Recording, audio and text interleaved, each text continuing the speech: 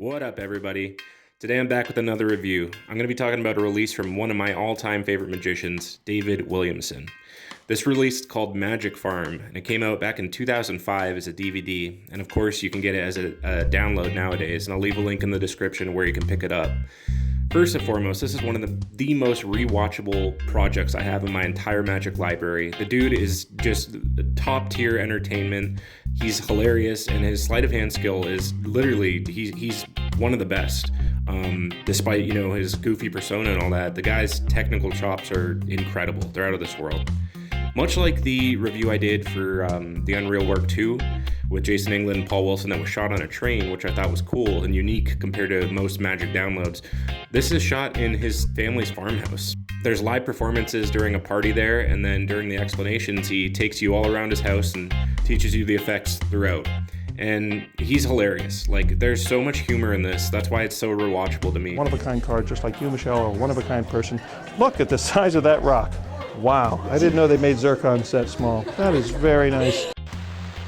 The effects that he teaches are also all workers.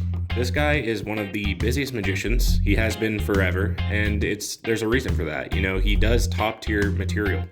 And there's never like a throwaway or, just a half-ass trick in any of his projects. They're all workers because he makes his living with this stuff, and you can guarantee whenever you get a David Williamson project, you're getting solid material. And the effects he teaches on this project are accessible to pretty much any magician. You just need to put in the work. I mean, he uses the most basic of props, and if you have a thumb tip, a deck of cards and some coins, you can pretty much get into all of these routines. It's just going to require you to put in the work that it deserves, because these will take some practice. But I'm going to talk about some of the highlights now that stood out to me on this project. Right off the bat, he has an effect called the Cocktail Dazzler. What a name. But basically, with a normal deck of cards that you can hand out to be shuffled, you can blow 3 people's minds at the same time. And anybody watching will feel the same. There's a thought of card revelation for the first phase, and the way he constructed this is genius. Again, a borrowed shuffle deck. You fan out a card, one of the spectators thinks of one, and then you tell them to send it to you. You put a card from the deck in your pocket, and lo and behold, it's their thought of card. And this works every single time. Absolutely brilliant. And that's the first phase. Then it goes to another spectator. He can peek a card, and you give him the first spectator's thought of card, and he inserts it into the deck to try to locate his card that he just peeked at. And he doesn't, because he's holding the card that he just peeked at a second ago. Again, he's incredible. It has an ambitious phase. Ambitious card phase is the third phase for another spectator. And then it ends with a Monty phase with 3 aces, 2 reds, and 1 black. And of course, it's the classic, find the black ace, blah, blah, blah, blah, blah. And then all 3 aces turn to all 3 spectators' cards. This routine is absolutely incredible. So you're going to have to put in the work for this one, though. There's so much sleights, but if you know David, or if you've had any of his projects before, the way he teaches is phenomenal. I have to go milk the horses right now, so I'll see you guys later. Thank you very much. Another standout to me on this project is his lesson on the strike vanish. I first learned this on his Penguin Live, but rewatching this, he teaches so many applications that he doesn't teach there and wherever else he may teach it.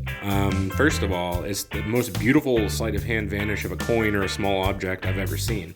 When he does it at the fingertips, it literally looks like real magic to me. But he also teaches you, not just a vanish, you can change things. You can change, if you're doing cups and balls, you could change a red ball into a white ball, and it looks like real magic. It looks incredible. He teaches you several applications, including, his thoughts on a copper-silver routine using a coin purse. And also, he teaches you how to get a coin. You can make a coin disappear from your hand and appear under the cellophane of a card box or a cigarette box. His work on the strike vanish is incredible. And, this section blew me away completely. I never told anybody. I'm not crazy. Those were good times. I say, yeah. Hey, so what'd you ever do with the body? Okay. I've never. That's sick. Sick. You're a sicko. He teaches his take on Eddie Fechter's Be Honest, Which Is It? Or David Blaine's two-card Monty, as everybody knows it. And even though his version's awesome, it is super, super technical, way more technical than the version you probably do, including the original, or the one that you learned, mimicking David Blaine. But the presentation he uses is worth its weight in gold, because it actually gives it a reason as to what you're doing, instead of just, I could scam the people that scammed me. His presentation for the two-card Monty is brilliant, and you're gonna love it.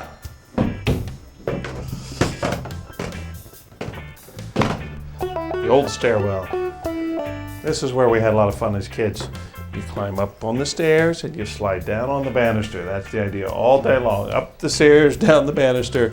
There's lots of fond memories of sliding down the banisters. The memories aren't so fond when you get to the end. This part, it made a big impression on me, the newel post there. I don't know why. I think Dad added that part on later. Anyway. He teaches a coin routine called Sympathetic Coins, and if you're a fan of Dean Dill, all the impromptu stuff he does without gimmicks, you'll probably really like this. It's pretty much a combination of coins across, and it's a penetration effect with coins through silk at the same time. And you are so far ahead of you end clean, you're far ahead of the audience, and it's impossible to them.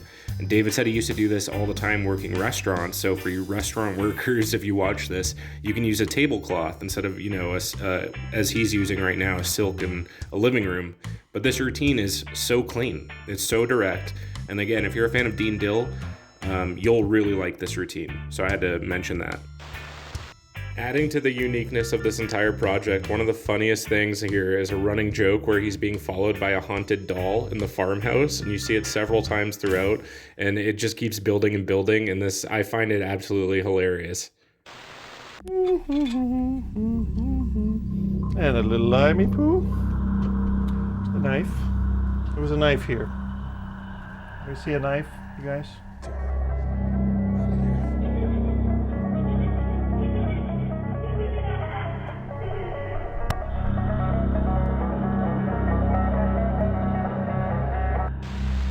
My last highlight for this project, even though everything on here is a worker, like I said at the beginning, but his color changing deck, which is based on Paul Harris's Color Stunner.